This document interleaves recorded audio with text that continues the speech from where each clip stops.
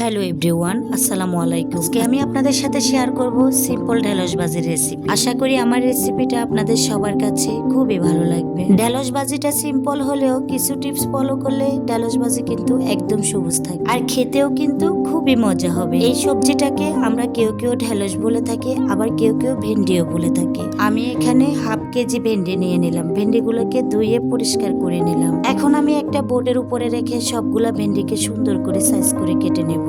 এমন ভাবে কাটবো যাতে করে ভেন্ডি থেকে লালাটা না বের হয়। আমি জানি সবাই কিন্তু জানে ভেন্ডি কিভাবে কাটতে হয়, তবে আমি মনে করি এভাবে কাটলে লালাটা একটু কমই বের হয়। এখানে আমি একটা বোটের উপরে কয়েকটা ভেন্ডিকে একসাথে করে নিলাম, তারপরে বোটাগুলা কেটে ফেলে দেব। এখন আমি সবগুলা ভেন্ডিকে সাইজ করে কেটে নেব। দেখেন আমি কিন্তু ভেন্ডিগুলাকে মোটা মোটা করে কেটে নিচ্ছি। ভেন্ডি সবজিটাকে আপনি যতটাই মোটা করে কাটবেন ততটাই লালাটা কম বের হবে, আর ভেন্ডিটাকে যত বেশি আপনি কুচি করবেন তত বেশি লালা বের হবে। তাই তো আমি ভেন্ডিগুলাকে একটু মোটা মোটা করে কেটে নিলাম। দেখুন আমার হাতে নিয়ে আপনাদেরকে দেখাচ্ছি কতটুকু মোটা করে কাটলাম। এমন মোটা করে যখন ভেন্ডিটা কাটবেন, ভাজার পরেও ভেন্ডিটা আস্তে আস্তে থাকবে, দেখতেও সুন্দর লাগবে, খেতেও মজা। এভাবে করে সবগুলো ভেন্ডিকে আমি কেটে নেব। ভেন্ডি কিন্তু আমাদের শরীরের জন্য খুবই উপকারী একটা সবজি। আমার বাচ্চারা কিন্তু ভেন্ডি খুবই পছন্দ করে। আমি প্রায় সেজন্য চেষ্টা করি ভেন্ডিটা খেতে।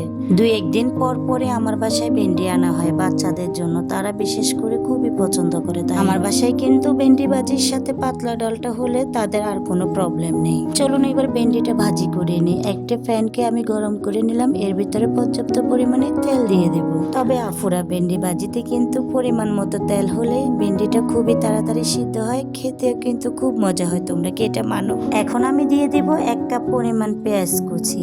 এর ভিতরে নেড়ে ছেড়ে দিয়ে দিব কয়েকটা কাঁচা। এখন আমি পেঁয়াজ আর কাঁচা মরিচটাকে ভালোভাবে ভেজে নেব যাতে করে পেঁয়াজের কালারটা বাদামি হয়ে আসে। এবার আমি দিয়ে দেব এখানে কুচি করে রাখা 2টা টমেটো। টমেটোটা দেওয়ার পরে দেখবেন স্বাদটা যেন আরো বেড়েই যাবে। সবগুলোকে আমি ভালোভাবে নেড়ে ছেড়ে বাদামি কালার করে নেব। আর পেঁয়াজের কালারটা একটু বাদামি হয়ে আসলে এখানে আমি আগে থেকে কুচি করে রাখা ভেন্ডিটা দিয়ে দেব।